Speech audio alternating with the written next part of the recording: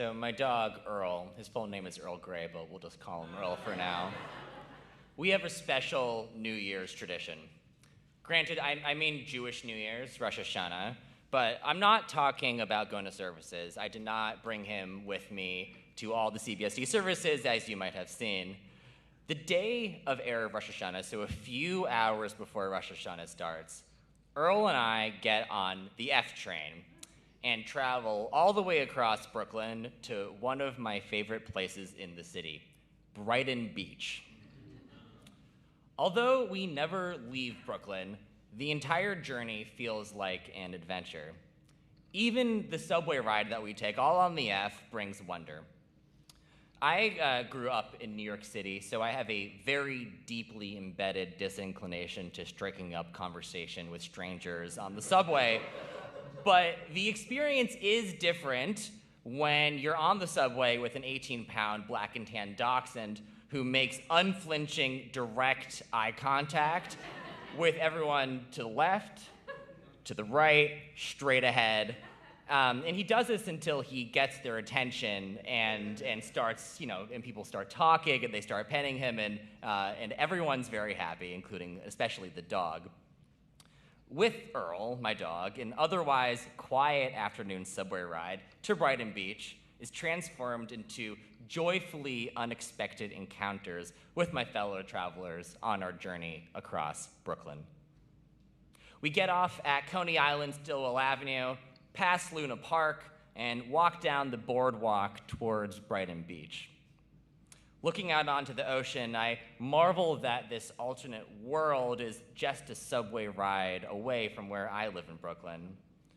We walk all the way down the boardwalk towards Brighton Beach to Tatiana's, where I order the pickled herring platter while Earl looks on extremely jealously.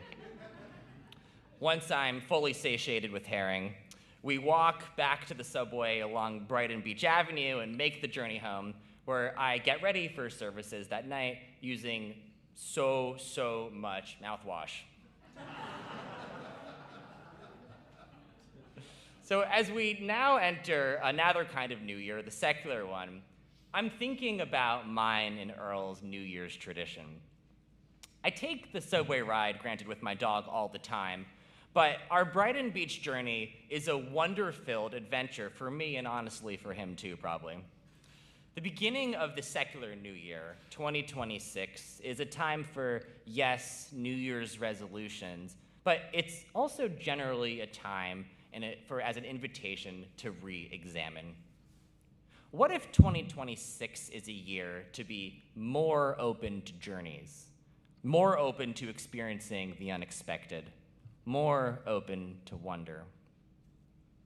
As it happens, Judaism has a long history of stories about travelers and their journeys and their adventures. The Zohar, Kabbalah's foundational text, is also Judaism's preeminent road trip narrative. In the Zohar, rabbis travel around together on the road, and they discuss, they reflect, and they learn from people they meet on their journeys. This Zoharic story is one such trip. Rabbi Isaac and Rabbi Judah are on the road. When they get to Kfar Sichnin, a kind woman welcomes them into her home to stay the night. Just as they're sitting down to dinner, her son arrives home from school and declares, "They haven't said the recitation of the Shema." The rabbi's reaction? Tavhu, Zoharic Aramaic for "they marveled." You see, the child was right. They had gotten tied up in other matters on the road, but they hadn't thought that anyone would notice. Full of curiosity and wonder, they marvel, tavhu, again and again at this precocious child's insights throughout the dinner that ensues. At the end of the meal, the child's mother asks the rabbis to protect the boy from the evil eye. The boy interjects, "I'm not afraid of the evil eye because I am like a fish, and fish do not fear the evil eye." If you want to follow along right here, as it says in this week's Parsha, Vayidgu l'rov b'kerev ha'aretz, and they shall multiply greatly within the earth, as we've heard. Fish, after all, the boy continues, are protected from the evil eye because the water safely covers them from harm and in safety. Tavhu, the rabbis marveled. Rabbis Isaac and Judah spend the night. They wake up the next morning, and they hit the road back home, where they regale their friends with tales of their journey. In presenting the traveling rabbis with the unexpected, the child in this story from the Zohar also invites us to consider a new dimension to Jacob's blessing to his son, Joseph, from this week's Parsha. Jacob gives his final blessings, and he includes in his blessing for Joseph the following. Again, you can follow along here. I'll give my own translation. May the angel who redeemed me from bad bless your boys Ephraim and Manasseh, and may my name and the name of my forefathers Abraham and Isaac be recalled in them, and they shall multiply greatly within the earth. Calling for his grandchildren to multiply greatly, Vayidgu l'rov, might seem like a standard wish for future generations that one can find in the Torah. But the Hebrew that's used here is not yigdalu, be great. It's yidgu, multiply. This is actually the only place in all of Tanakh where this verb form of dagah, or dagah as a verb at all, appears. Just here, as a verb, dagah only appears in this one spot. And numerous commentators, as Rabbi Klein alluded to before, draw a connection to the Hebrew word for fish, which is also in Hebrew, dagah, and their ability to greatly multiply.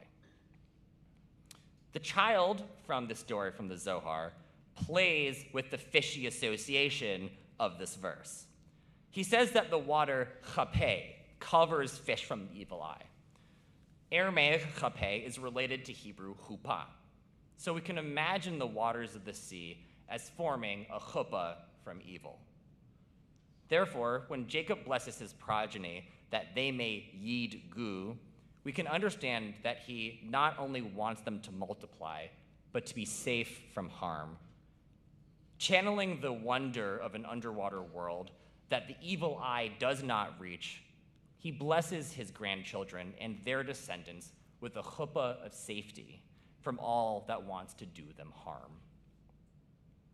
When the travelers in the Zohar story encounter this unexpected connection, tavhu, they marveled. They had wonder. Wonder at learning such an unexpected perspective from such an unexpected source. In our new year of the secular year, 2026, how can we encounter the unexpected with wonder?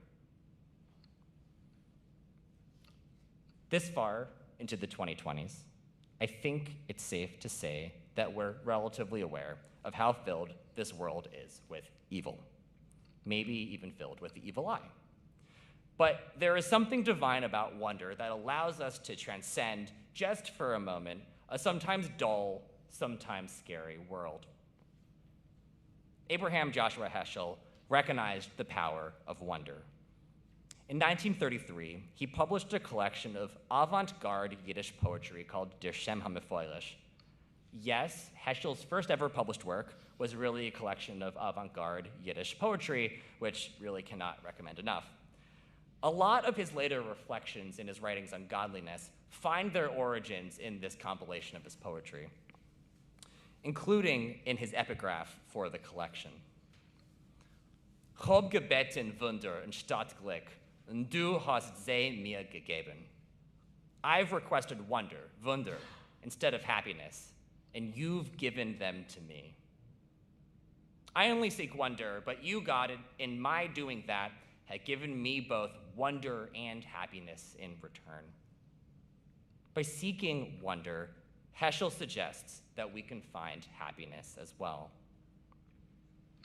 As the days remain short and the darkness seeps into so much of our lives, choosing wonder may just lead us to joy in our world that can so often seem elusive. There is so much that is bad and evil around us all the time, but we don't have to give in to that fear. We don't have to let the evil eye have the final say about how we define our world. We can still approach our lives with wonder. We have that in our control. We can still seek joy in the unexpected. So, go on a road trip.